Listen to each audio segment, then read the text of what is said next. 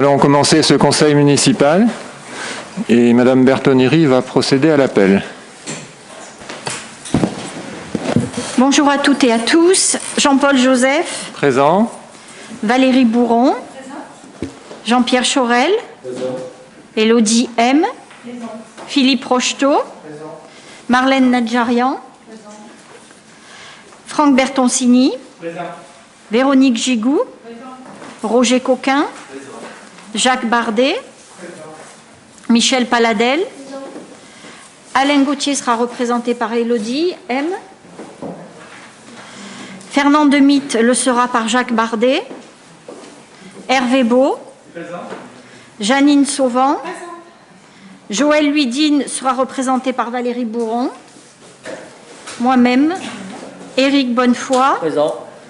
Émilie Guérel sera représentée par Roger Coquin. Anis Moidel le sera par Jean-Pierre Chorel. Ségolène Revest le sera par Franck Bertoncini. Roger Huillier. Présent. Martine Henriot. Présent. Gérard Minot. Présent. Marc Bayle. Présent. Philippe Lefebvre. Présent. Philippe Leclerc. Présent. Karine Pinet. Présent. Et Madame Cercio le sera par Monsieur Bayle.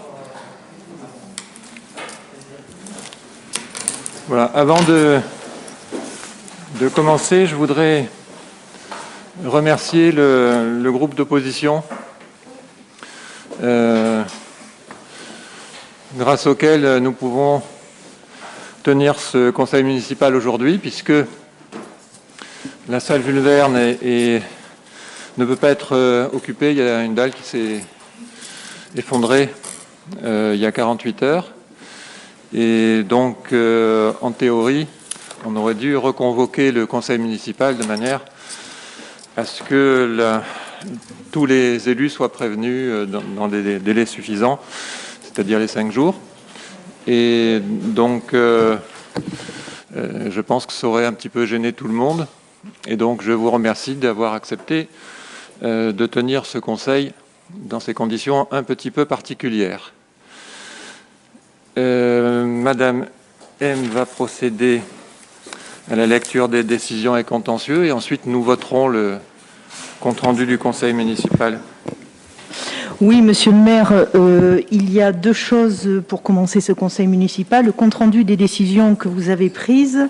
En l'occurrence, vous m'épargnerez la lecture du tableau que vous avez tous lu attentivement avant ce conseil municipal. Et au contentieux, vous avez l'inscription d'une affaire que je n'avais pas oubliée, contrairement à ce que j'ai beaucoup entendu au dernier conseil municipal, mais qui était prévu pour celui-ci. C'est la requête de l'association SEM comme l'arrêté de non-opposition prise à la déclaration, suite à la déclaration préalable qui a été accordée à la SCI Roc-à-Pic. Ce contentieux est en cours et il est géré en interne.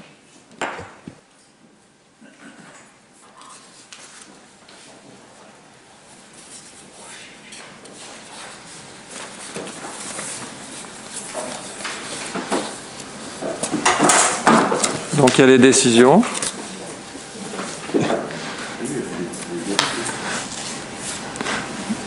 Toutes les modifications sur le marché nocturne. Monsieur le maire, excusez-moi, je ne l'ai pas ça. Non, je ne l'ai pas. Ah, c'est le tableau, oui, c'est référence au tableau, d'accord. Voilà. J'ai demandé de ne pas le lire, donc à moins que vous vouliez que je lise attentivement. Non. Voilà. Donc c'est simplement la définition des tarifs pour l'occupation du domaine public. Donc il y a très peu de modifications, sauf pour le marché nocturne, où il y a un chapitre en plus. Pour le compte-rendu à voter, c'est celui du 18 décembre 2020. Est-ce qu'il y a des commentaires? Donc on passe au vote. Qui est contre? Qui s'abstient? Qui est pour? Je vous remercie. Donc nous allons passer au vote du budget primitif.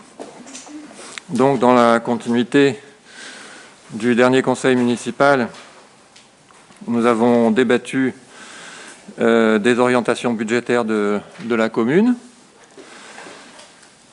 Et je dirais que ce budget 2021 oscille entre prudence et espérance. Alors la prudence dans l'évaluation des recettes, bien sûr, pour 2021, parce que, à moins d'avoir un don de voyance, on ne sait pas ce que la situation sanitaire permettra sur le plan de la reprise économique. Vous connaissez certainement la phrase célèbre de Thiers, « Gouverner, c'est prévoir ». Et si en ce moment, face à la crise de la Covid, face à l'incertitude, gouverner, ce n'était pas que prévoir. Et les élus locaux doivent s'adapter, et vite, et pas qu'à Bandol d'ailleurs.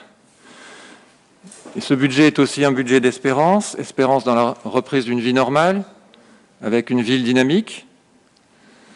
C'est pourquoi, mais je vais y revenir tout à l'heure, le budget primitif 2021 est un budget ambitieux, notamment sur l'investissement et sur l'animation de notre village.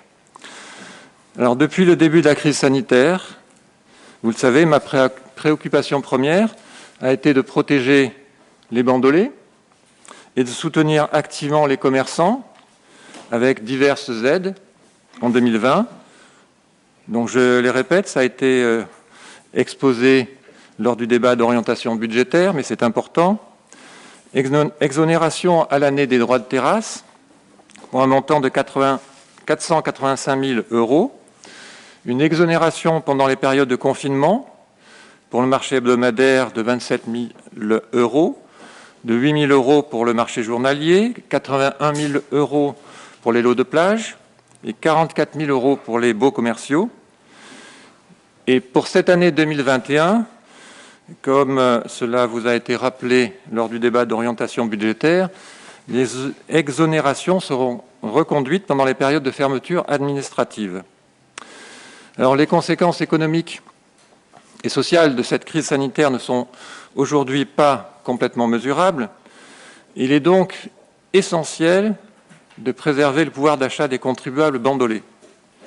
Et donc, les points essentiels à retenir de ce budget primitif 2021 sont les suivants. Et je place en premier, justement, la protection du contribuable bandolais. Et c'est pourquoi les taux d'imposition n'augmenteront pas en 2021, et ça sera pour la 6e année consécutive. Et je me dois de rappeler une nouvelle fois que cette non-augmentation des impôts locaux est le fruit des efforts de bonne gestion entrepris depuis 2014 et qui ont été soulignés dans le dernier rapport de la Chambre régionale des comptes.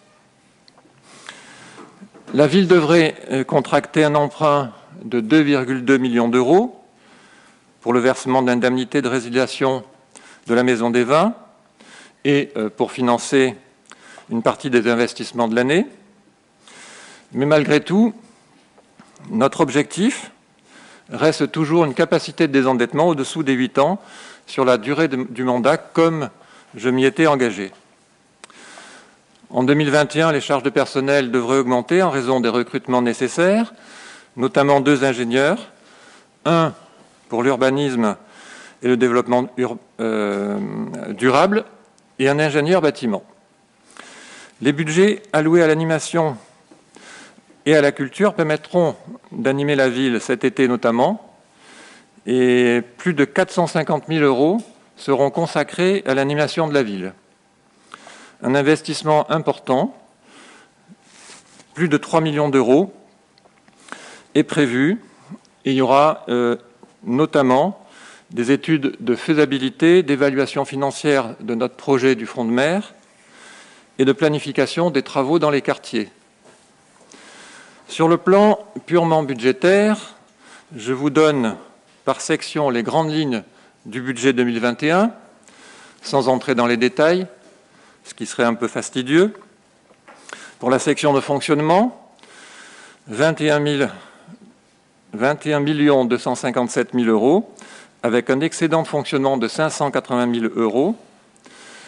En 2020, il s'élevait à 2 500 000 €, mais c'est parce que le budget primitif avait été voté après l'adoption du compte administratif et ce qui avait permis donc d'affecter le résultat au stade de ce budget primitif. Et cette année, bien évidemment, le budget primitif a été bâti sans reprise du résultat. Pour les recettes de fonctionnement, elles sont en hausse au prévisionnel de 8,4% par rapport à 2020. Et cette hausse correspond à un scénario de reprise des activités commerciales sur le deuxième trimestre de 2021. Et un budget supplémentaire viendra corriger l'évaluation des recettes en cours d'année. Il y a encore, bien évidemment, beaucoup d'incertitudes sur la reprise de ces activités. Pour les dépenses réelles de fonctionnement, elles sont en hausse de 4,24%. Et là, cette hausse se base essentiellement aussi sur l'hypothèse de reprise de l'activité, culture, animation, etc., au deuxième trimestre 2021, et une hausse des charges de personnel. Tout ça reste un petit peu incertain, en tout cas en ce qui concerne la reprise de l'activité. Au chapitre 11, donc augmentation de 21% par rapport à 2020 au budget. Alors la comparaison n'apparaît pas très pertinente puisque en 2020 il y a eu 2 confinements et un arrêt total de l'activité, mais les charges qui ont été inscrites au budget 2021 se situent à peu près au niveau des sommes inscrites au budget primitif de 2019. Pour le 0,12, c'est-à-dire les dépenses de personnel, elles représentent 53% des dépenses réelles de fonctionnement, pour un montant de 10 500 000 €. Alors c'est un chiffre important, mais qui vient aussi du fait que nous avons diminué justement les dépenses réelles de fonctionnement. La ville anticipe une hausse de la masse salariale donc en raison des recrutements qui sont rendus nécessaires, avec la création par exemple d'une offre supplémentaire de services pour la création d'un accueil périscolaire à l'école du Bois-Morin. Et donc la volonté, je vous l'ai déjà dit, de renforcer l'encadrement. Pour les subventions aux associations, le montant prévu est de 316 000 € et il intègre l'arrêt des activités liées aux restrictions sanitaires sur le premier trimestre, en tous les cas 2021. Et les associations avec des salariés ont pu bénéficier des aides accordées par l'État, notamment le chômage partiel. On reviendra sur ces subventions tout à l'heure. Les charges financières sont en baisse de 5% et s'élèvent à 196 000 €. Notre encours d'emprunt diminue. La section d'investissement maintenant. Elle s'élève à 7 300 000 €, avec comme recette réelle d'investissement toujours les subventions d'investissement, avec 250 000 € pour les amendes de police, les subventions diverses pour un montant de 500 000 €. En ce qui concerne les dotations et fonds divers, le FCTVA pour pas loin de 700 000 €, la taxe d'aménagement pour environ 250 000 €, et puis un emprunt d'équilibre de 2 879 000 €. Alors c'est ce qui est inscrit sur le budget que vous avez pu, sur la maquette que vous avez pu lire, mais comme je le disais tout à l'heure, la ville ne devrait emprunter que 2,2 millions d'euros pour le versement donc, de l'indemnité de résiliation et pour financer un certain nombre d'investissements. Pour les dépenses réelles d'investissement, au chapitre 20, 473 000 €, c'est essentiellement l'achat de logiciels informatiques, les études préalables, et ça c'est important, à la mise en œuvre de notre projet, et la révision du PLU. Les subventions d'équipement de 100 000 €, ça correspond à d'éventuels fonds de concours pour le Semielec, à des prévisions de participation de la commune à la rénovation des façades du centre ancien ou à la construction de logements sociaux. Chapitre 21, 3 600 000 €, donc les immobilisations corporelles. Ce montant correspond donc aux travaux de voirie ou d'aménagement qui sont programmés sur le territoire communal ou dans les bâtiments communaux, Et il faut comprendre dedans aussi l'indemnité de résiliation pour le bail à construction de la Maison des Vins, pour un montant de 1 650 000 €. Chapitre 23, les immobilisations en cours, 1 150 000 €, sachant que l'opération la plus importante de l'année sur ce chapitre, ça pourra vous être détaillé, sera l'aménagement de l'entrée de ville. Le montant de l'annuité de la dette s'élèvera à 594 000 et l'éventuel remboursement du CLTR, le crédit long terme renouvelable, 1 400 000 €. Et au-delà de cette présentation donc synthétique du budget primitif 2021, je rappelle que ce budget a été basé sur des hypothèses qui sont prudentes, mais je le répète aussi, avec l'espoir de la reprise de l'activité des commerces, des bars et des restaurants. Et malgré ce contexte économique et social dégradé, notre équipe a tenu à maintenir sa vision d'avenir pour Bandol, avec un front de mer totalement repensé.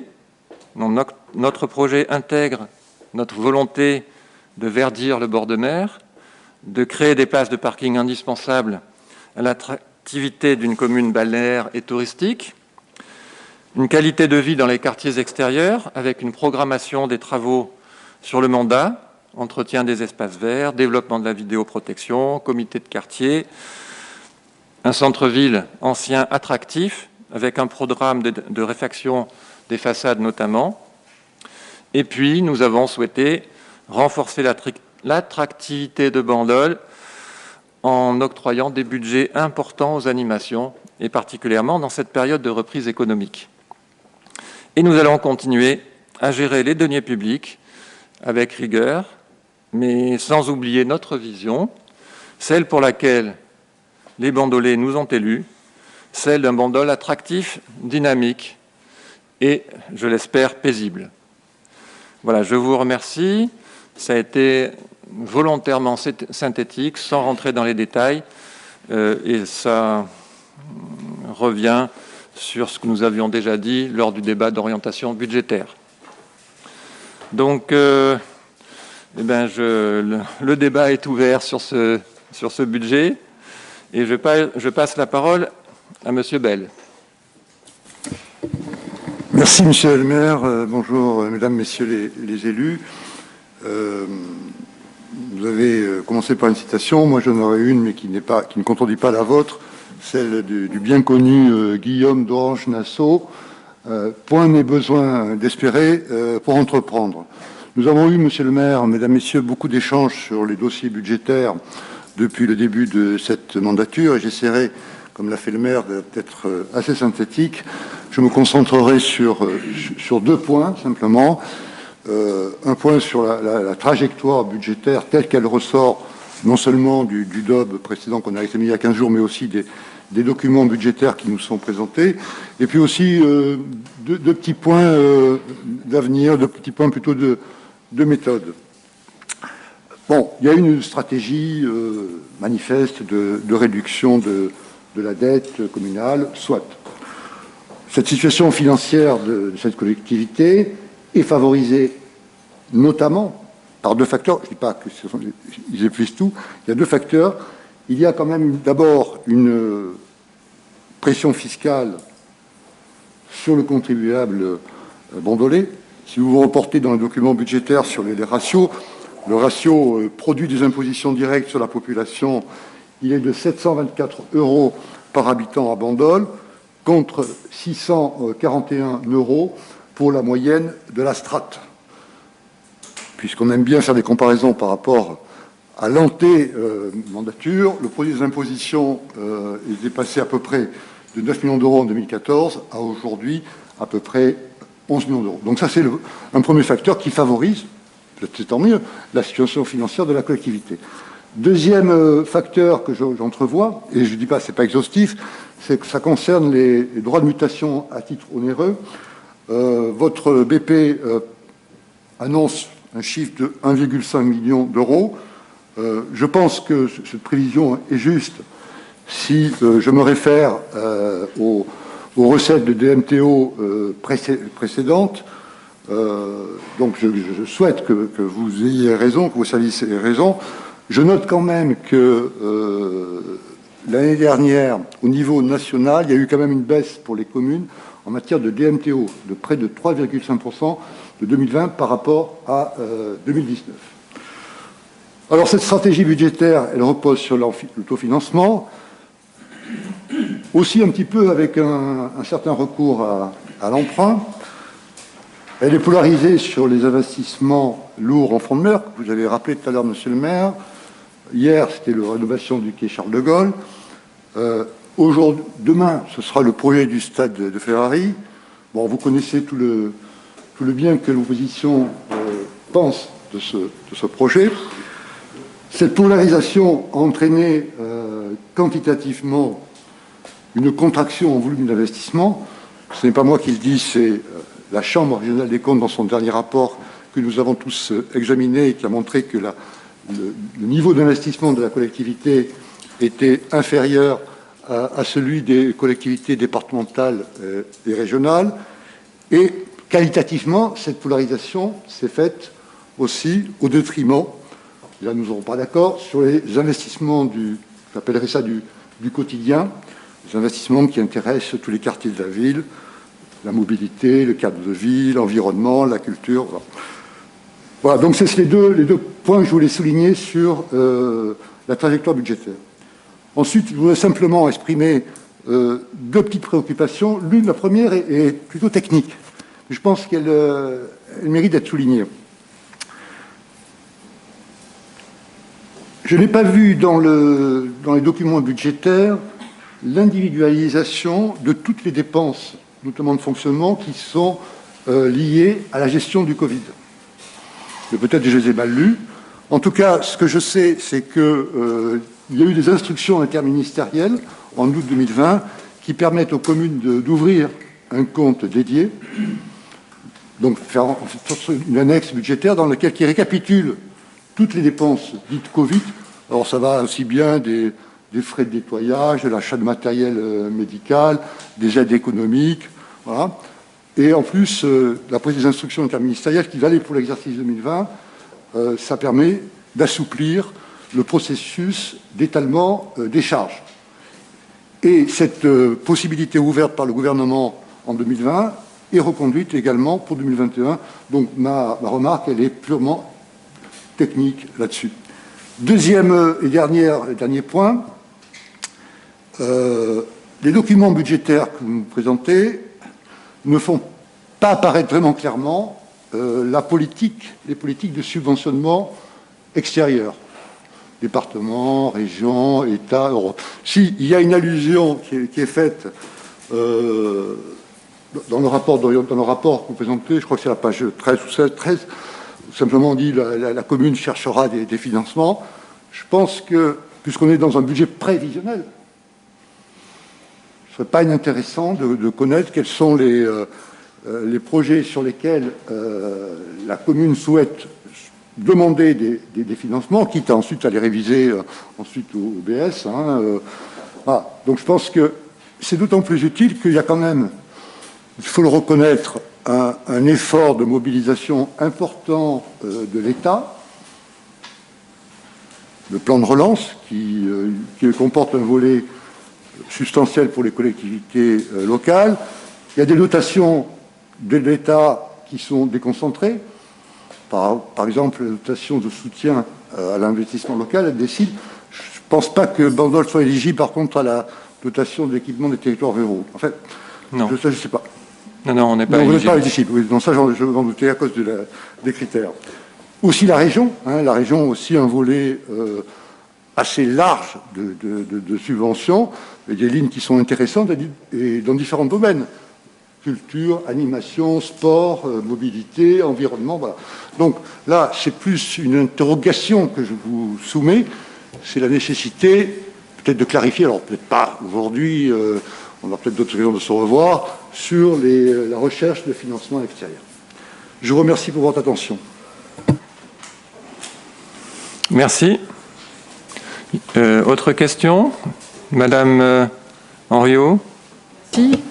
Je voulais juste faire une remarque concernant le projet de création sur votre volonté de verdir le front de mer. La création de 730 places de stationnement en superstructure, puisque les parkings ne seront pas enterrés, cela équivaut à 18 000 m² de structure béton, à mettre en regard des 8 000 m² d'espace vert que vous libérez. Voilà, c'est la remarque que je voulais faire. Pas d'autres questions? Monsieur Leclerc? Oui. En page 13 du BP, vous nous indiquez donc le versement d'une indemnité de 1 650 000 € à la Sogeba pour la résiliation du bail à construction de la Maison des Vins. Or, puisque vous l'avez cité également dans son rapport, la CRC se fend d'ailleurs d'un long développement de 4 pages pour expliquer qu'un juste calcul de cette indemnité la fixe à 1 150 000 €, s'appuyant pour ce faire sur les rapports d'expertise ainsi que sur la jurisprudence du Conseil d'État qui, d'ailleurs, en 2016, a condamné la commune à verser plus de 100 000 € dans une affaire de rupture de contrat. Cet écart d'évaluation est de 500 000 €. Excusez-moi, juste 2 secondes. Vous pouvez rappeler les montants des rapports d'expertise? Pardon? Est-ce que vous pouvez rappeler le montant des rapports d'expertise? Non, parce que je ne les ai pas sous les yeux. Ce dont je me souviens simplement, c'est que la commune a été condamnée à plus de 100 000 €. Peu importe, c'est pas le sujet, c'est pas moi qui en fais la référence, c'est la Chambre régionale des comptes. Donc cet écart d'évaluation est de 500 000 € entre ce que préconise la Chambre des comptes et ce que vous proposez, soit près de 50% d'estimation en plus. Comment est-ce que vous justifiez cet écart? Alors, je vais commencer dans l'ordre pour les réponses. En ce qui concerne la trajectoire budgétaire, pour ce qui est de la pression fiscale, les chiffres que vous donnez sont exacts, bien sûr. Il n'empêche que ça fait 6 ans qu'on n'a pas bougé les taux d'imposition. Monsieur le maire, juste une précision sur cette pression fiscale qui est importante. Monsieur Rocheteau. Oui, parce que elle a été prise en valeur absolue, mais il est évident que la pression fiscale en valeur absolue entre une ville comme Bandol et une ville, je ne vais pas être désagréable avec notre commune, mais ce qui est intéressant, je crois, c'est plutôt les pourcentages d'imposition que les valeurs absolues, puisque les valeurs absolues ne veulent rien dire en fonction de la composition et de l'immobilier de chaque ville. Donc si on parle en termes de pourcentage, la strate, par exemple, pour la taxe d'habitation, elle est à 15,21. À Bandol, en habitation, on est à 11,94. Donc on ne peut pas dire que la pression fiscale de Bandol est importante, puisqu'on est largement en dessous de la strate. Alors je ne vais pas vous comparer avec les villes voisines, mais il n'y a que la Cadière à Sud-Saint-Baume qui est inférieure à Bandol. Idem pour le foncier bâti. On est à 18,34, la strate elle est à 20,88. Et là, pour le coup, dans Sud-Saint-Baume, on est la ville qui a le taux le plus faible à égalité avec le Castellet. Il n'y a que pour le foncier non bâti où effectivement la strate est à 52,82, on est à 58,79, mais toutes les villes de Sud-Saint-Baume sont largement aussi supérieures. Voilà, c'était juste une précision. Merci pour cette précision. En fait, je voulais aussi évoquer une particularité pour Bandol, qui est la taxe sur les résidences secondaires. Et ça représente aussi un montant relativement important. Et ça avait été voté, si mes souvenirs sont bons, en 2014, à l'unanimité à l'époque au niveau du conseil municipal. Donc majorité et opposition comprises. Voilà. Alors pour ce qui est des droits de mutation, il faut quand même dire que sur Bandol, il y a eu fort heureusement une dynamique intéressante en 2020, surtout vers la fin de l'année, avec un montant de 2 millions d'euros. Donc 1,5 million d'euros, c'est je pense, on est plutôt dans le prudentiel. Alors, pour ce qui est du projet du stade de Ferrari, le niveau d'investissement inférieur à la moyenne, alors ça, j'assume tout à fait le fait d'avoir été prudent, mesuré pour les investissements, parce que c'est un petit peu d'abord de mon tempérament d'être prudent, et ça n'empêche pas d'entreprendre. Votre citation « espérer pour entreprendre », oui, et on a entrepris avec le quai de Gaulle et pas que. Je demanderai tout à l'heure, je pense parce que au niveau des investissements, le secteur le plus important, c'est l'urbanisme et les travaux. Et donc, je pense que Jean-Pierre Chorel nous donnera quelques éléments complémentaires sur les détails. Donc, j'assume un investissement qui est un peu inférieur à la moyenne, mais je ne regrette pas, au vu de la crise qui se déroule, d'avoir reconstitué le fonds de roulement, d'avoir reconstitué une bonne trésorerie, et ça nous a permis de faire face à la crise dans des conditions les meilleures possibles. On a pu justement consentir, je le rappelais tout à l'heure, des aides aux entreprises touchées.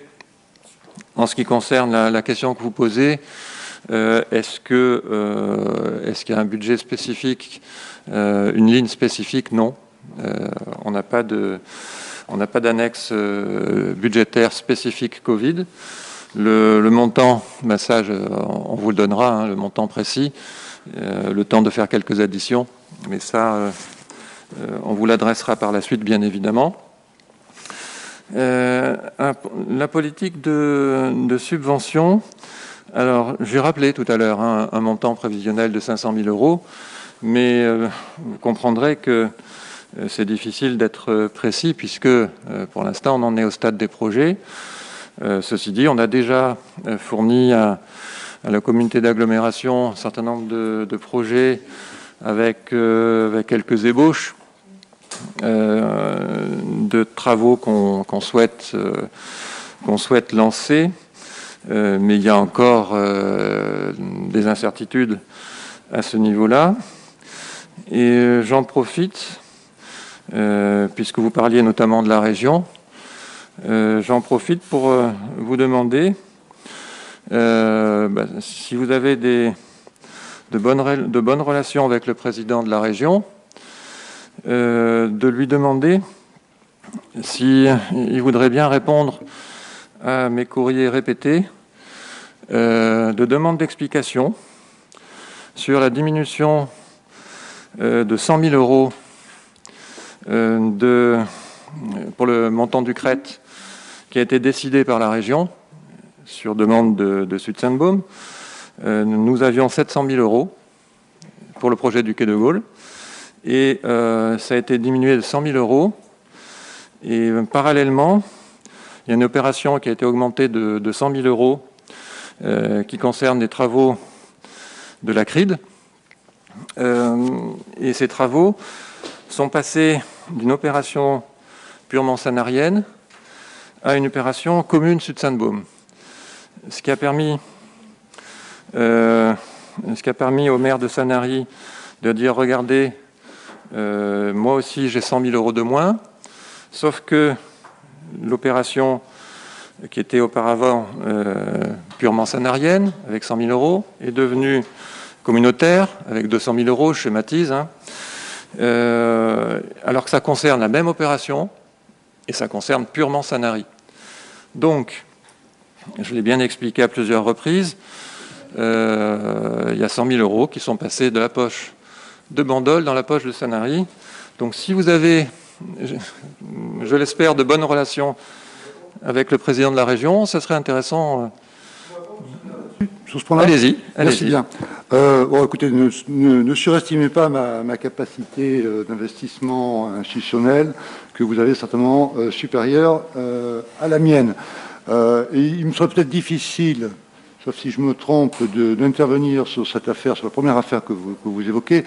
De mémoire, je crois que vous aviez engagé un contentieux devant le tribunal administratif à l'encontre de la région, de la communauté d'agglomération. Donc, si ce contentieux est soldé, bon, pourquoi pas, je pourrais être un petit soldat en appui des intérêts de Bandol. S'il n'est pas soldé, vous comprendrez qu'il est absolument impossible pour moi d'intervenir au président de cette région comme auprès de notre autorité publique supérieure. Non, vous auriez pu simplement... Je ne parlais pas de procédure, là.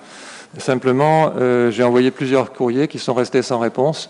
Oui. Voilà, non, mais si... Je suis pas...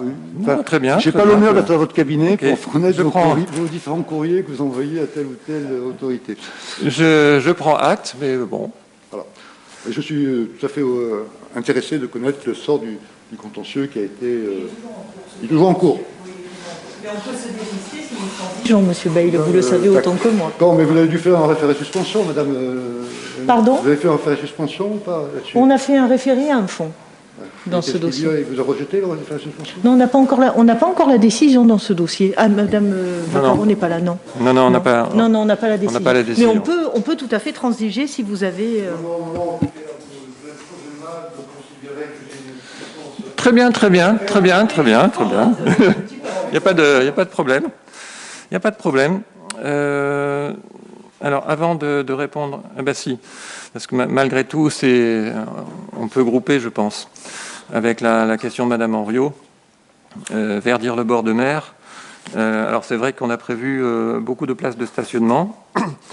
Il me semble l'avoir déjà indiqué la dernière fois. On va avoir l'occasion de faire une étude de circulation qui va nous donner des indications sur le besoin réel et le nombre de places nécessaires. Comme je vous l'avais dit, je compare avec le projet du quai de Gaulle, pour lequel j'avais insisté pour avoir une étude de circulation bien faite, détaillée, et qui prenne en compte les circulations de véhicules à n'importe quel moment de l'année, y compris au mois d'août, lors des fortes affluences. Donc, notre projet peut éventuellement être un peu amendé au vu des études de faisabilité.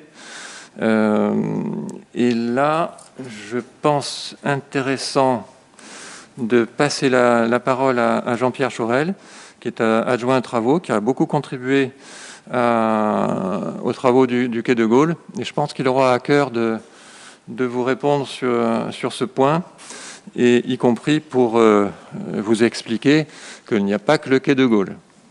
Il n'y a pas eu que le quai de Gaulle et il n'y a pas que le bord de mer. Oui, monsieur le maire. Oui, d'abord, en préambule, je voudrais quand même rappeler que le quai de Gaulle, ce n'est pas uniquement que des travaux de surface. Pour l'essentiel, le quai de Gaulle, c'est quand même le chantier qui a permis de travailler sur le réseau pluvial, d'une part, et une part assez importante, puisque toute la partie portuaire était grandement influencée par les épisodes orageux. Les réseaux d'eau pluviale étaient totalement obsolètes. Donc, une grosse partie de ce que l'on appelle le projet du quai de Gaulle s'est porté sur le traitement du pluvial. En parallèle, il y a eu aussi, pour rester sur la partie non apparente, non aérienne, celle qui se voit le plus, le traitement des eaux usées, sur lesquelles il y avait des réseaux qui, là aussi, étaient totalement obsolètes. Pour votre information, pour ceux qui ne seraient pas au courant, le réseau principal sur la partie située entre la rue Voltaire et Gabriel Péry, le réseau passait sous les terrasses de bar, ce qui était, vous en conviendrez, pour le moins assez gênant lorsqu'il fallait intervenir sur les 10 réseaux. Tout ceci, ça ne se voit plus aujourd'hui, mais en termes de coûts, quand on dit que nous n'avons fait que le quai de Gaulle, oui, nous avons fait le quai de Gaulle, mais surtout avec une partie très importante qui était attachée au réseau. Réseau qu'il aurait fallu faire, quoi qu'il en soit. Enfin, nous, ça a été notre volonté de déjà traiter ces points-là. Investissement autre que le quai de Gaulle, on passe sous silence, mais lorsque, moi à titre personnel, j'ai été élu en fin 2015, pour ceux qui étaient présents à l'époque sur Bandol, s'ils avaient eu l'occasion d'aller dans le bâtiment principal que l'on appelle la mairie, c'était devenu une mairie annexe, elle était dans un état de délabrement avancé. Donc ça, c'est notre patrimoine commun. Donc nous avons refait en totalité la mairie. Intérieurement, les installations électriques, l'installation, on va parler de développement durable, l'installation de chauffage qui avait vécu au gré des maires successifs. On avait du chauffage en partie au gaz, du chauffage purement électrique, des systèmes qui étaient totalement aberrants. Et quand dans le même temps la ville met en avant qu'elle mettra un point d'honneur à ce qu'on supprime sur le cœur de ville les ensembles climatiseurs ou qu'on les masque, les climatiseurs en façade, la ville, pour le coup, montrait le très mauvais exemple, puisque la façade côté rue de la République était bardée de compresseurs de climatisation. Donc, il y a eu ce gros travail de fait au niveau de la mairie. D'autre part, au niveau de l'ensemble appelé médiathèque, où il y avait, je vous rappelle pour ceux qui n'étaient toujours pas présents à l'époque, que le bureau du maire et tous les services étaient pour la plupart installés dans ce qu'on appelle l'espace Paul Ricard au premier étage de la médiathèque. Pour des raisons financières à l'époque, la municipalité de l'époque n'avait pas cloisonné cet étage et on avait un immense open space. Madame Henriot l'a très bien connu, c'était très convivial. Quand vous veniez traiter d'un problème d'urbanisme, vous entendiez à côté quelqu'un qui parlait de son emplacement terrasse du bar voisin. C'était très très bien, mais pas à notre sens. Donc tous ces travaux-là n'ont pas été anecdotiques. D'autre part, il y a eu des investissements non négligeables effectués au sein des écoles. Toutes les écoles bandolaises ont été grandement ont fait l'objet d'investissements non négligeables. Je rappellerai qu'aujourd'hui, toutes les écoles sont climatisées, ce qui n'était pas le cas auparavant. Il y a eu des travaux quant à la sécurité qui ont été menés sur toutes les écoles, et nous continuons à investir de façon assez importante sur les écoles. Donc ça, c'est pas un caprice uniquement au niveau façade, ce sont des faits réels attestés. Nous n'avons pas oublié nos anciens, le foyer des Acacias, qui a fait l'objet aussi d'un traitement important, et lui aussi nous l'avons climatisé, alors que 2003 était quand même loin. Depuis, aucune municipalité ne s'était penchée sur ce confort à apporter à nos anciens. Je parlerai aussi, donc j'en ai parlé un peu pour la mairie, le traitement du cœur de ville et des façades. La mairie, le foyer des Acacias, et aujourd'hui, c'est en cours, l'église. Tous ces travaux-là ne sont pas anecdotiques non plus. Vous voyez bien qu'on s'attache réellement à développer et à enrichir notre patrimoine, et surtout à le conserver et à l'améliorer de façon très importante.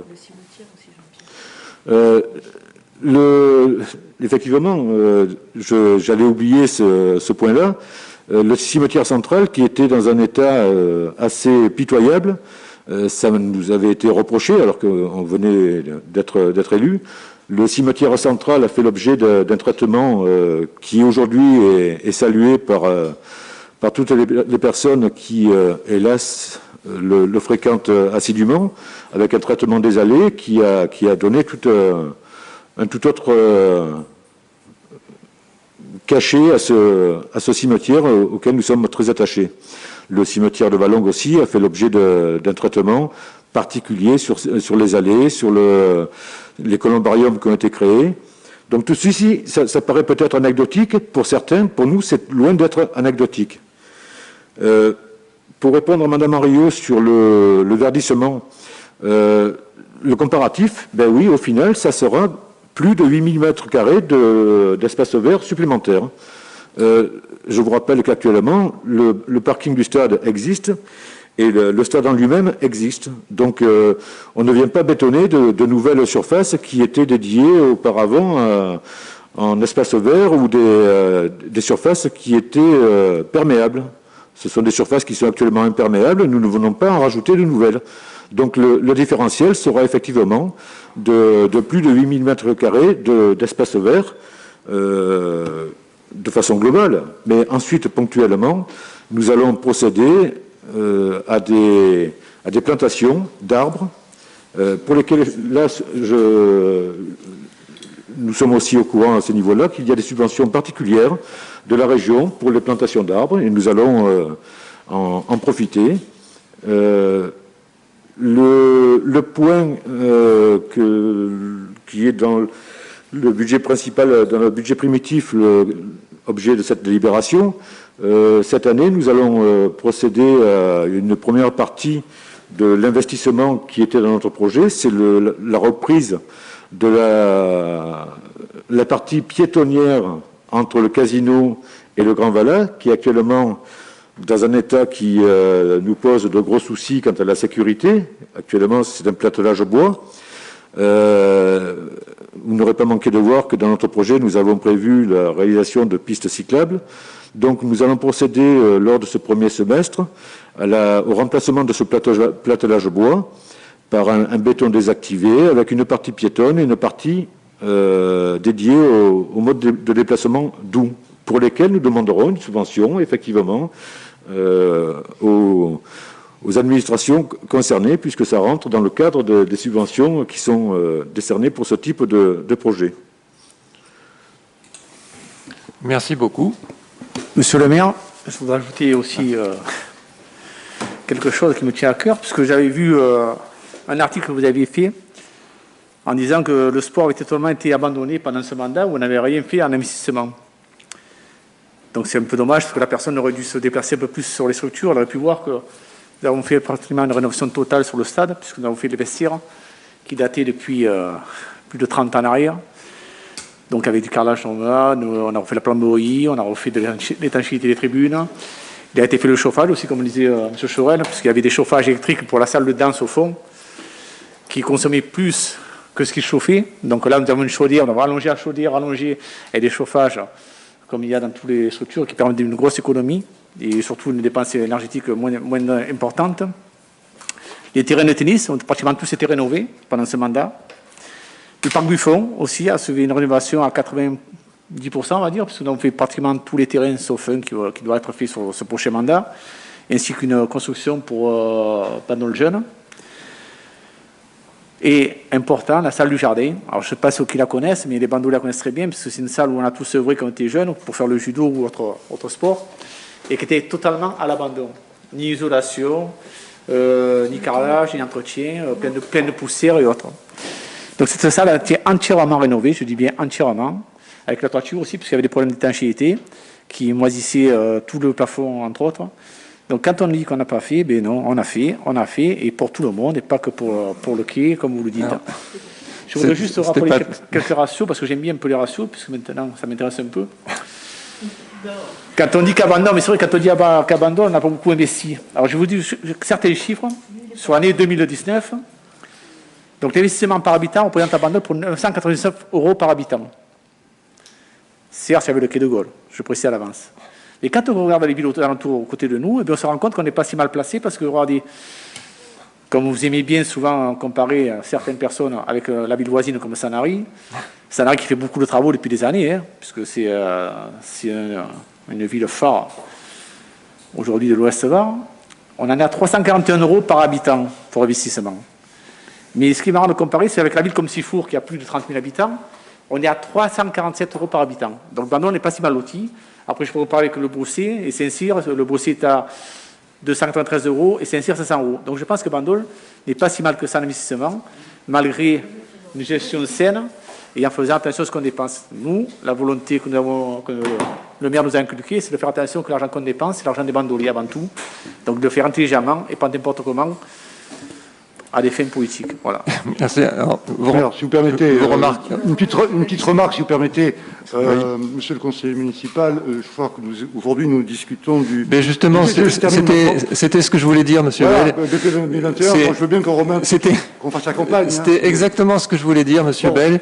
Donc, je vais dans votre sens et j'ai une comment dire ça, pas une tolérance, mais Franck Bertoncini, en fait, je peux le dire puisqu'il est plus jeune que moi, c'est un petit de Bandol. Et il adore sa ville. Et donc, voilà, il est parti pour... il pourrait en parler pendant des heures. Et là, il est revenu un petit peu sur le passé, alors qu'on est effectivement sur le budget prévisionnel. Je suis d'accord avec vous, mais Franck Bertoncini, c'est notre Berton, et voilà, il défend sa ville. Pour la question de Monsieur Leclerc, là, je pense que je vais passer la parole à Madame M. Il y a eu les évaluations à la fois des domaines et l'expertise judiciaire, et le montant était quand même nettement plus élevé et assez proche du montant final que nous avons décidé avec la marge des 10%. En fait, concernant l'avis des domaines, ce n'est pas 1 150 000, mais de mémoire, et je recherchais... 1,5 million. Voilà, oui, non, mais j'ai retrouvé, merci. 1 500 000, et dans son avis, je vous parle de mémoire, l'avis de domaine permet une variation à la hausse ou à la baisse de 10%. Sachant une chose aussi, et je parle sous le contrôle de M. Rocheteau parce que j'espère que ma mémoire est exacte, il y a eu aussi une différence entre la parcelle qui est objet de la résiliation du droit du bail à construire aujourd'hui, qui est nettement inférieure que celle évaluée dans le rapport de M. Garcia, qui de mémoire avoisinait les 800 mètres carrés, alors qu'aujourd'hui on est sur un peu plus de 650. C'est pour ça qu'on était sur une évaluation qui était nettement supérieure. Donc je vous donne la réponse, M. Leclerc, et je vous rassure, il n'y a pas 500 000 € inexpliqué qui est donné comme un blanc-seing à la Sogeba. C'est simplement une évaluation, et la jurisprudence est constante d'ailleurs sur cette question. On peut évaluer à la hausse ou à la baisse, même si nous ne sommes pas tenus par l'avis des domaines, ça il faut le répéter parce que c'est important, avec un pourcentage de 10%. Donc si vous ajoutez 10% à 1 500 000, bien vous avez la réponse sur l'évaluation qui est retenue pour la résiliation du bail à construire. J'espère avoir été clair. Je pense que oui. Juste faire un petit rajout également sur, sur la méthode qui a été adoptée par le magistrat de la Chambre régionale des comptes, puisqu'il retient la valeur nette comptable de l'immeuble pour définir le montant de l'indemnité de résiliation. Donc dans la réponse que j'avais faite au rapport de la Chambre régionale des comptes, j'avais critiqué cette méthode, donc je vais le redire ici. À notre sens, la valeur nette comptable d'un bien diffère grandement de sa valeur vénale ou de sa valeur d'usage. La valeur nette comptable a le grand inconvénient de ne pas se projeter dans l'avenir, donc les bénéfices attendus dans le futur de l'immeuble ne sont pas pris en compte, ce qui est quand même très embêtant pour un immeuble qui, pour le coup, est devenu rentable depuis 2017 et qui est amené à l'être de plus en plus, puisque là, il a un taux d'occupation, il est presque plein, il va probablement être plein d'ici quelques semaines. Donc voilà, c'est une méthode qui est celle qu'a retenue le magistrat de la Chambre régionale des comptes. Je ne suis pas d'accord avec. L'expert qui a été désigné par la présidente du tribunal de grande instance n'a pas non plus souhaité retenir ce mode de calcul. Voilà. On va pas débattre de ça ici. Hein. Merci. Donc, s'il n'y a pas d'autres questions, nous allons passer au vote. Qui est contre? Qui s'abstient? Qui est pour? Je vous remercie. Nous passons à la deuxième délibération. Monsieur Chaurel. Oui, cette délibération, c'est la suite donc du budget primitif sur le budget annexe du port. Je ne pourrais pas en dire plus et apporter plus de détails que ce que nous avons présenté lors du DOB. Nous avons quasiment les mêmes sommes qui sont rapportées. Donc, section d'exploitation à 710 097 €, section d'investissement à 2 929 877 €, donc soit un budget global de 3 639 974 €. Peut-être dire quand même à quels travaux ça correspond? Alors, les travaux, pour l'essentiel, c'est la fin de la construction de la capitainerie, d'une part, et d'autre part, la fin toute prochaine du quai ouest. Voilà, donc effectivement, on l'a bien expliqué, je pense, lors du débat d'orientation budgétaire. S'il n'y a pas de questions, on passe au vote. Hein. Qui est contre? Qui s'abstient? Qui est pour? Je vous remercie. Alors, délibération. Régie parking. Numéro 3, Monsieur Coquin. Oui, monsieur le maire. Bien, nous devons là voter pour le budget annexe de la régie des parkings. On a, pour la section d'exploitation, 1 302 000. Il y a une variation faible par rapport à ce qu'on avait l'année précédente. C'est en légère diminution d'ailleurs. Et pour la section investissement, 663 174, avec un des principaux investissements sera la réfection du parking central. Je pense que oui, monsieur. Non, mais soit aussi, globalement donc une dépense de 1 365 000, budget d'1 965 174 €. Est-ce qu'il y a des questions? Oui, est-ce qu'on peut avoir des précisions sur l'investissement relatif au parking central? Comment se décompose cet investissement dans le détail? Peut-être M. Chaurel peut nous donner des précisions là-dessus. Ce sont essentiellement des travaux routiers, travaux de VRD. Toutes les plantations sont conservées. On ne remet pas en cause les implantations actuelles des arbustes qui sont présents. On modifie l'accès, l'entrée, puisque l'expérience aidant, on se rend compte que ça pose quelques soucis vis-à-vis de l'accès à la zone portuaire, capitainerie, SNSM et douane. Donc on revoit l'entrée du parking un peu plus en amont. Sinon, il y a une partie, éclairage qui est revue avec le concours du Simielec. Voilà la nature des travaux. D'accord, merci. Parfait. S'il n'y a pas d'autres questions, on passe au vote. Qui est contre? Qui s'abstient? Qui est pour? Alors, délibération suivante, Madame Nadjarian. Merci, Monsieur le maire. Il s'agit du budget annexe de la chambre funéraire.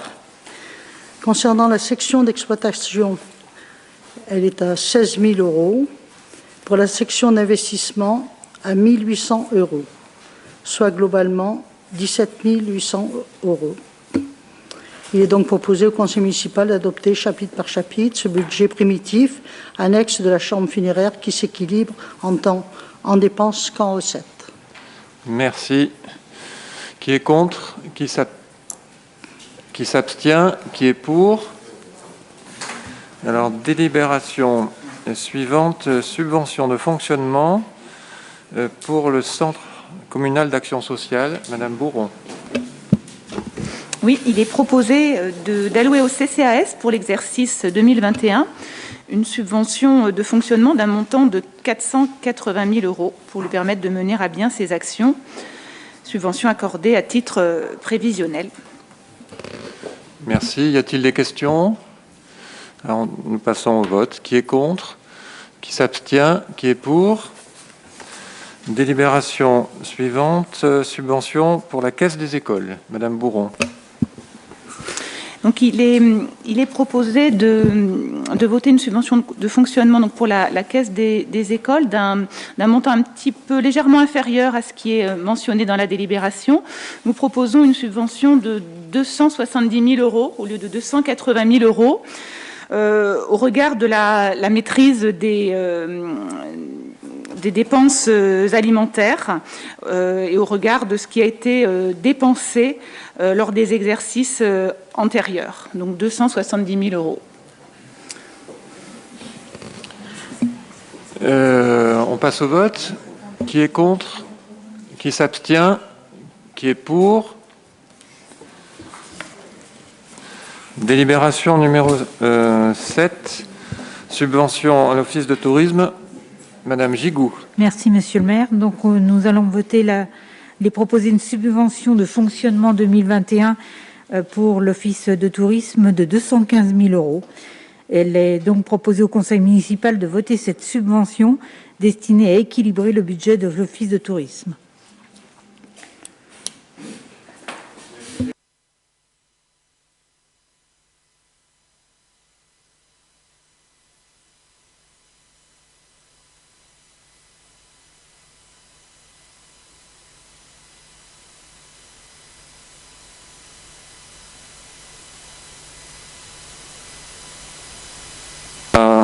Évoqué et on a évoqué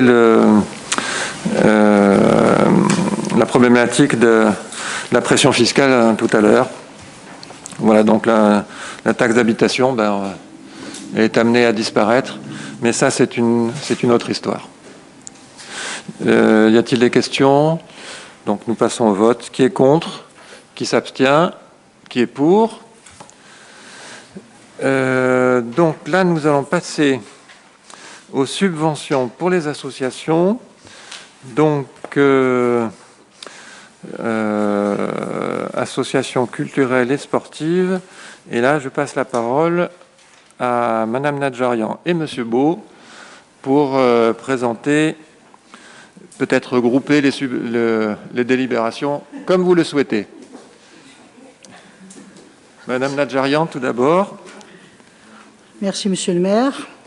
Il est proposé d'allouer à l'association Foyer d'animation populaire, dont la demande est parvenue en mairie, la subvention ci-dessous, détaillée dans le cadre du budget principal 2021. 1 500 euros. Par conséquent, il est donc proposé à l'Assemblée d'adopter la proposition ci-dessus, d'autoriser le maire à signer tout document afférent à ce dossier. Qui est contre? Ah oui, bien sûr. Non, simplement, je voudrais, si vous permettez, Monsieur le maire, je voudrais faire une intervention un peu, disons, un peu générique sur la totalité des délibérations concernant les subventions. Donc on part de la délibération 9 jusqu'à la 23e. Pour donner un petit peu la position du groupe d'opposition sur ce dispositif. Donc, nous n'allons pas vous faire de querelle byzantine sur le volume des subventions. Vous avez rappelé tout à l'heure, Monsieur le maire, le montant, 316 000 euros et quelques. Donc on serait malvenu de le faire parce qu'effectivement, il y a les conséquences de la pandémie, il y a l'arrêt de certaines activités d'associations. Et puis, pour des associations qui touchent à l'événementiel, c'est un peu normal de faire de raboter un petit peu leur montant. Nous allons nous abstenir à peu près sur la totalité des délibérations parce que nous n'avons pas encore suffisamment de lumière sur les critères d'attribution des subventions. On a déjà évoqué ce sujet lors des précédentes réunions du Conseil.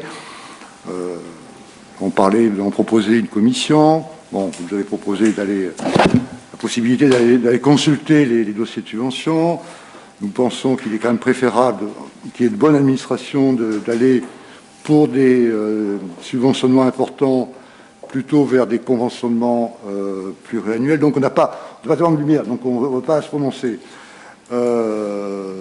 Bon, comme je vous l'ai dit, je ne veux pas vous faire une querelle de Saxon sur sur la baisse du niveau des subventions par rapport aux années antérieures. Ce serait démagogique de notre part. On a quand même quelques interrogations sur certains points qu'on débattra tout à l'heure. Par exemple, on trouve que les aides aux actions culturelles sont minorées par rapport à des causes certes importantes comme la cause féline, voilà, par exemple. Est-ce qu'il a été tenu compte, mais là on n'a pas les dossiers, est-ce qu'il a tenu compte que dans certaines associations importantes, structurellement importantes, est-ce qu'on a tenu compte que certaines d'entre elles font des versements au trésor public ou alors versent des loyers à la ville? Voilà, donc ça, moi nous ne voulons pas rentrer dans le détail dans chacune de ces délibérations.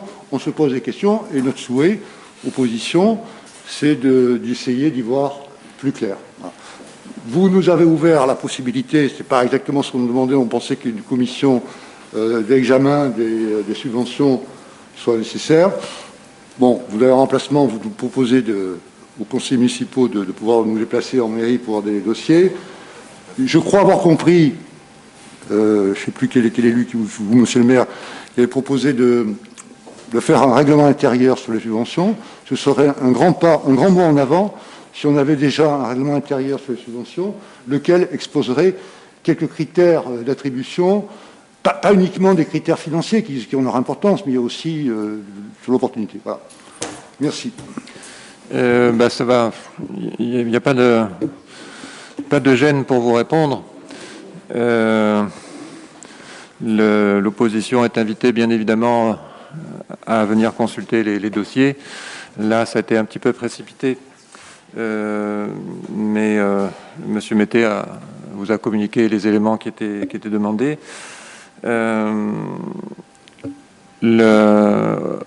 Au niveau des critères, il y a déjà des critères. J'ai participé à la dernière commission d'attribution, mais le travail en amont avait été préparé par Mme Nadjarian et M. Beau, et je pense que M. Beau aura à cœur de vous expliquer comment ça fonctionne et les critères retenus de manière générale. Je pense que c'est le moment. Bien, merci Monsieur le maire. Oui, je vais uniquement dire ce que j'ai déjà dit au conseil municipal précédent, à savoir que, en travaillant avec Mme Nadjarian, on s'est rendu compte d'une nécessité de se donner un document de travail un peu plus élaboré, donc ce fameux règlement intérieur. Et je vous avais dit qu'on se donnait comme agenda le courant du deuxième trimestre de cette année pour le finaliser et le présenter aux différentes associations. Je mets dans associations, clubs, enfin les différentes structures. Voilà. Pardon ? Pour l'instant, on était... alors, on ne l'avait pas prévu, mais pourquoi pas ? Pourquoi pas ? Banco. Je vous en prie.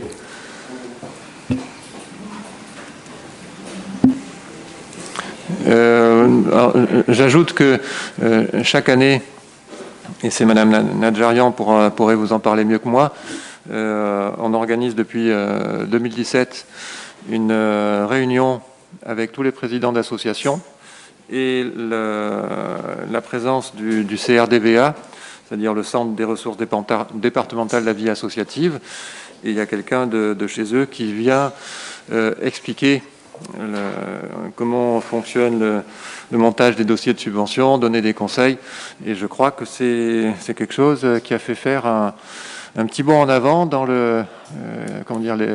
l'efficience au niveau des dossiers de subvention. Tout à fait, parce que c'est un partenariat que nous avons avec eux. Et il y a une permanence qui se fait tous les premiers mercredis du mois.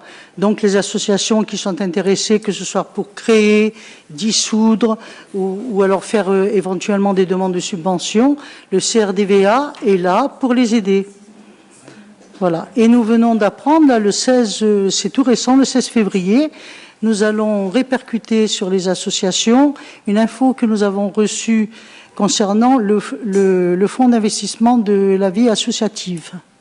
c'est pour le développement, justement, pour les nouvelles associations. C'est le département qui fait ça.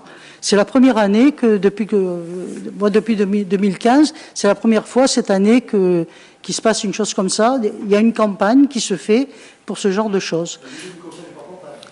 Absolument, c'est le département. Tout à fait. On vient d'avoir l'info. On va donc le répercuter sur les associations pour que justement ils puissent faire des demandes, parce qu'il y a tout un panel. Le CRDVA, c'est exactement la même chose. Ils sont là pour donner le panel de tous les organismes qui peuvent prêter, donner des subventions, parce qu'ils ne passent généralement toujours par la mairie, mais il y a d'autres organismes qui peuvent aussi aider. Voilà. On arrive dans des périodes difficiles, donc au niveau solidarité, il faut que tout le monde fasse un petit effort de son côté. Voilà.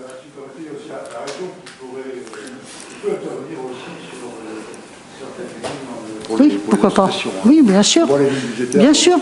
Mais le CRDVA, justement, M. Bell, le CRDVA donne toutes ces indications. Et nous le faisons, nous avons même fait, je veux dire, quand on fait les réunions après le forum, nous faisons les réunions des présidents d'associations et nous donnons toutes les informations. Et le CRDVA vient justement nous aider pour disons, faire toutes les questions qui pourraient éventuellement être demandées par les associations. Voilà. Hein? Voilà. Donc, non, c'est pour vous prouver que nous sommes là, nous nous occupons des associations et nous essayons de le faire au mieux. Et les associations le savent bien. Non, mais en plus, les associations le savent. Voilà. Bien. Écoutez, puisque nous connaissons le sens du vote de votre groupe jusqu'à la délibération 23, je vous propose de voter l'ensemble de ces délibérations, puisqu'on a discuté sur le principe. Donc, qui est contre? Qui s'abstient? Qui est pour? Je vous remercie. Alors, j'ai pas fait le calcul, mais donc on devrait aller jusqu'à la délibération 24.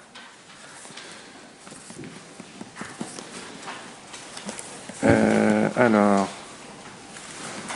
voilà, création d'emplois, Monsieur Coquin. Oui, Monsieur le maire. Cette délibération, donc, il s'agit de prévoir le départ en retraite du directeur de la sécurité actuel et donc de créer un emploi de directeur de la sécurité sur le grade de chef de service de police municipale, de façon à anticiper un peu les remplacements, parce que c'est quelque chose qu'on ne fait pas souvent et on estime que c'est une bonne chose, surtout dans un service comme celui-ci.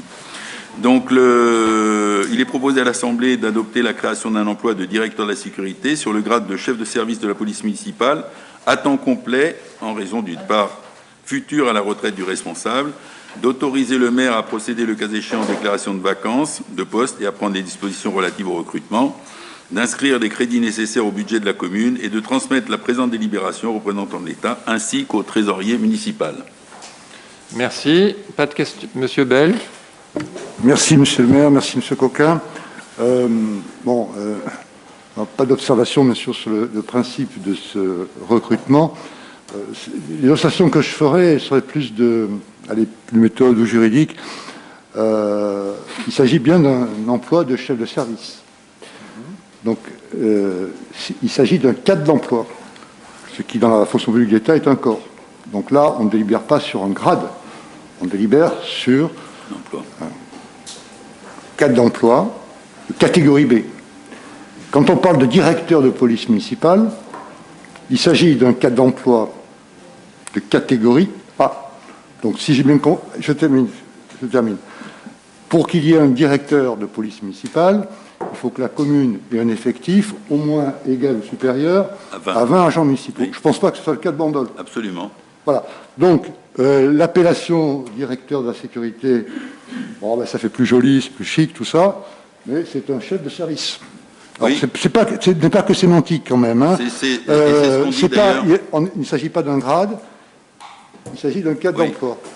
C'est déjà le titre du titulaire actuel, et Oui, il est mais- effectivement chef de service sur le titre de directeur de la sécurité. Voilà. Alors, je ne vais pas faire du latin, mais nemo turpitudinem, hein, personne ne peut invoquer sa propre turpitude du passé. Hein. Non, là, je vous parle des délibérations existantes. Ok.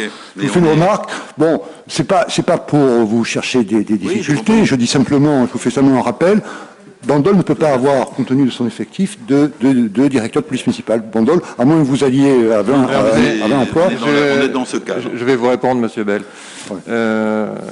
Effectivement, il ne s'agit pas d'un directeur de la police, parce qu'à ce moment-là, il faut 20 agents, ce que nous n'avons pas. Et donc, effectivement, vous avez raison sur la sémantique, mais nous y avons fait attention. Ce n'est pas un directeur de la police municipale, c'est un directeur de la sécurité. Donc, bon, la nomination n'a pas une grande importance, mais on est dans les clous. C'est un chef de service de la police municipale et un directeur de la sécurité. Et j'aurais juste une petite critique à faire sur la délibération. Ça va vous paraître un détail, mais je pense que vous l'avez remarqué. Voilà. Donc d'adopter la création d'un emploi de directeur de la sécurité sur le grade de chef de service de la police municipale à temps complet en raison du départ futur à la retraite de la responsable. Et il se trouve que ce n'est pas une responsable, mais un responsable. Et je pense que c'est important de rectifier parce qu'il aurait pu nous en faire la remarque. Notre chef de la police pour municipale. l'amélioration des rédactions des délibérations dans l'intérêt général, sur le considérant que vous avez évoqué, considérant inciter de créer un emploi de directeur de la sécurité, je ne dirais pas sur le grade, mais sur le cadre d'emploi. Le cadre d'emploi, c'est l'équivalent d'un corps dans l'administration. Donc, ce n'est pas un grade. Un grade, c'est une unité de division au sein d'un cadre d'emploi. Voilà. Mais bon, comme vous voulez, hein, je vous dis simplement, là, c'est plus... Mais je pense qu'il n'y a pas de contradiction. Hein. C'est pas un grade, monsieur le maire. C'est pas un grade. Il est nommé sur un cadre d'emploi. C'est une catégorie B. Vous avez ouvert un recrutement sur un cadre d'emploi. Mais c'est bien précisé, l'emploi... Alors, vous contestez le fait que ce soit un emploi de directeur de la sécurité, mais c'est un choix de terme. Ce qui est important, c'est qu'on n'ait pas dit que c'était un directeur de la police municipale. Voilà, donc on a choisi ce terme-là, on aurait pu en choisir un autre, mais il est bien marqué que c'est un emploi de directeur sur le grade. Donc moi, personnellement, j'y vois pas de difficulté juridique. Bon.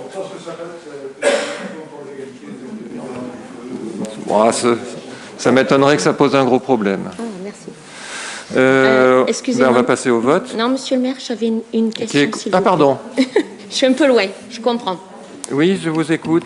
Nous vous écoutons. J'avais une petite question pratique. Les 2 derniers conseils, on a vu des créations d'emplois être présentées au conseil. Et je voulais savoir quand s'était réuni le dernier comité technique. Le dernier comité technique. Oui.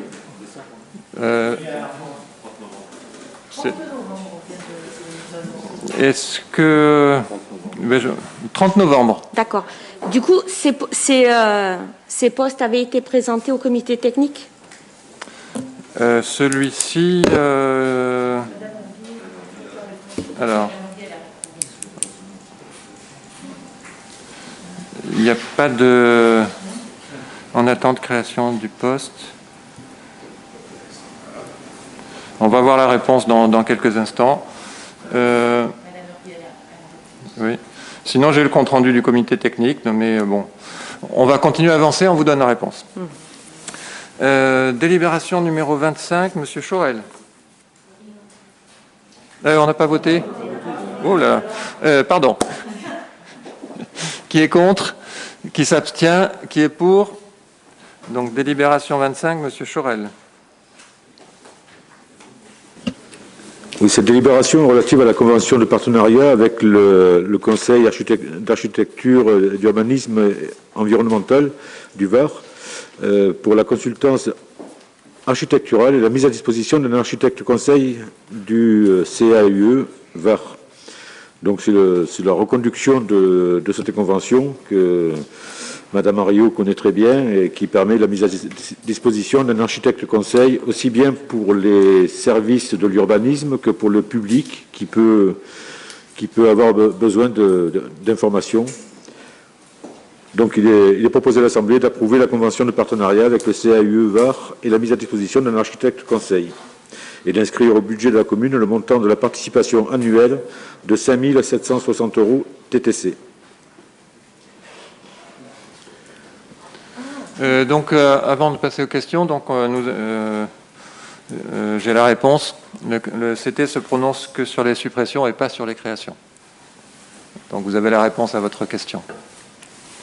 Voilà, Madame Henriot. Je vous remercie. Nous ne pouvons bien sûr qu'être d'accord avec ce partenariat avec le CAUE.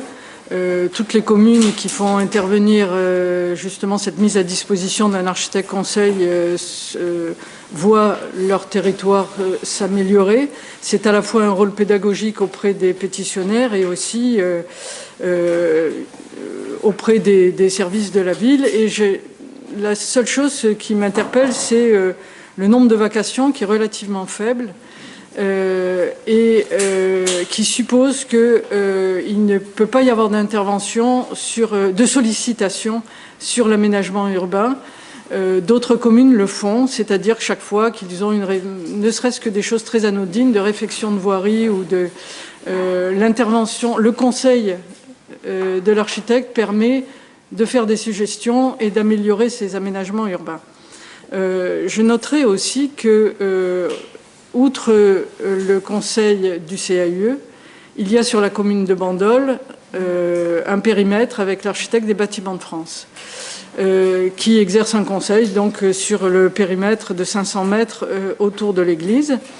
Ce périmètre comprend des zones de co-visibilité dans lesquelles l'architecte des bâtiments de France a un avis obligatoire, enfin son avis doit être suivi, et des secteurs dans lesquels il n'y a pas de co-visibilité avec l'Église et dans lesquels, évidemment, l'avis n'est que consultatif. Cependant, j'ai pu remarquer que vous étiez passé outre les avis dans certains cas. Vous étiez passé outre l'avis de l'architecte des bâtiments de France. Je trouve ça un petit peu regrettable. Ce sont les architectes des bâtiments de France sont des gens très cultivés, qui ont un recul par rapport à l'aménagement et à l'urbanisme et qui permettent d'avoir des avis que je considère comme précieux. Et de passer outre ne me paraît pas une solution, d'autant plus qu'on peut entrer en dialogue avec eux et amodier un projet si vous pensez qu'il est absolument nécessaire. Et de ce fait, la discussion permet des améliorations qui peuvent satisfaire tout le monde. Voilà, je vous remercie. Je tiens quand même à vous rassurer, nous avons de très bons rapports avec les architectes des bâtiments de France. Bon, M. Guérin est parti, mais nous avions de très bons rapports, très bonnes relations avec lui. Moi, j'ai un cas où nous sommes passés outre, et je l'en ai averti avant, en lui disant pour quelle raison son avis ne serait pas suivi. C'était des avis consultatifs. Il n'y avait pas de co-visibilité sur ces dossiers. Il est bien évident que lorsqu'on est carrément dans la co-visibilité, nous avons toujours suivi l'avis de l'architecte des bâtiments de France. Mais non, j'ai pas... et on s'appuie effectivement beaucoup sur les architectes des bâtiments de France. On s'y est énormément appuyé sur le Quai de Gaulle. Sur le Quai de Gaulle, ils ont été partie prenante dès la phase avant-projet. Ils ont été sollicités. Tout ce qui a été réalisé l'a été avec l'avis, l'accord de l'architecte des bâtiments de France, même si nous n'y étions pas obligés sur la totalité des projets, mais on l'a pleinement fait participer.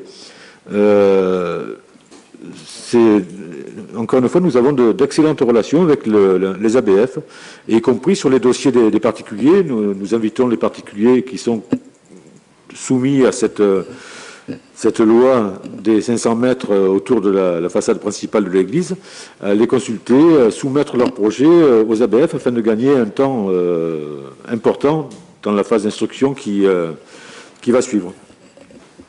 Bon, je note donc que les avis des ABF sont bien pris en compte systématiquement. Je vous remercie. Je vais me permettre aussi une question à mon tour. Comment trouvez-vous l'entrée de l'auberge du port? L'entrée de l'auberge du port. J'ai pas vu. L'entrée, la façade, l'avancée. Comment vous trouvez? Ça n'est pas acceptable pour moi. Vous avez la réponse. Très bien. Vous parlez de la dimension. Je parle de ce qui est à l'étage. Pardon?